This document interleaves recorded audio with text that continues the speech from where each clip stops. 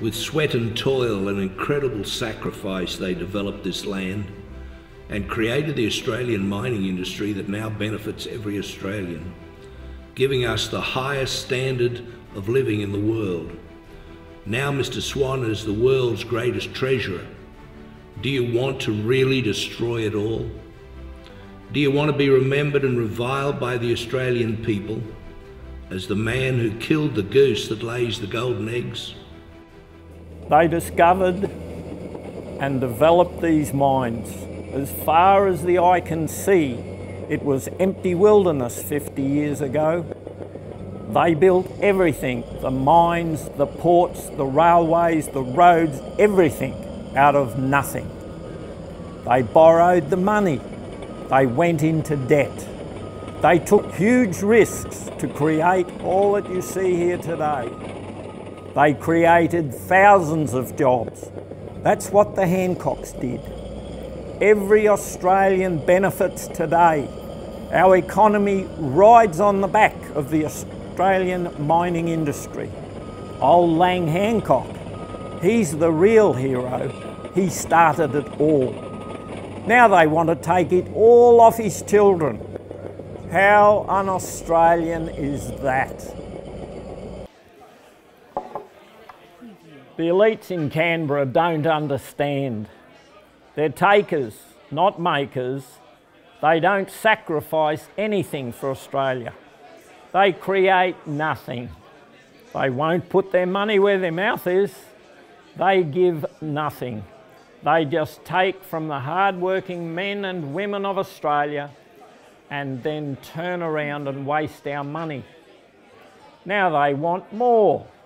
If you kill off this industry, the Australian economy will die overnight. No more great high-paying jobs, no more fat superannuation, nothing.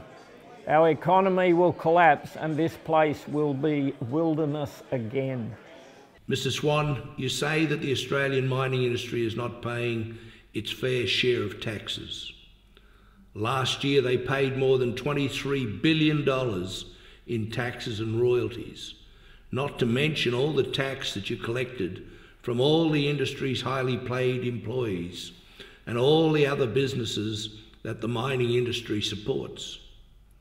Now you've hit them with a super tax that will give you an extra $11 billion over 3 years to spend. If that's not enough, you've also hit them with the world's biggest carbon tax. How much more do you think the Australian mining industry can stand before you break its back and kill this goose that lays the golden eggs? Remember what your mate Minister Ferguson said. He said, if you are not listening, Mr. Swan, we cannot underestimate the importance of sound government policy in attracting and facilitating economic growth. Investment capital is footloose, he said.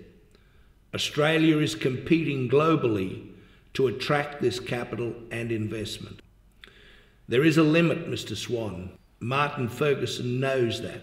By 2020, Labor's greed will rip $18 billion in new taxes out of this critical industry that benefits all Australians. Is this what you call sound government policy to attract investment and facilitate economic growth, Mr. Swan? Much of this grab will come from the carbon tax that you and Julia Gillard solemnly promised you would not introduce. Clearly, you lied to the Australian people. If you're wise, Mr. Swan, you won't do that again.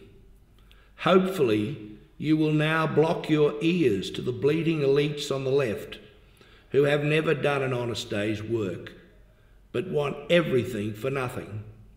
No more taxes, Mr. Swan. Enough is enough. Don't load the Australian mining industry with any more taxes, or it will collapse and you will be blamed. It's great socialist rhetoric to tax the rich to help the poor, but it never works.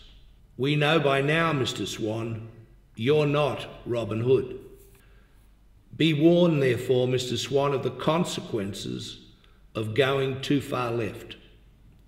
If you really care for Australian workers and their families, who now have great well-paying jobs and lovely homes and the world's highest living standards, you will support the makers and not the takers, Mr. Swan. The Australian people are not fools. Look what they did in Queensland.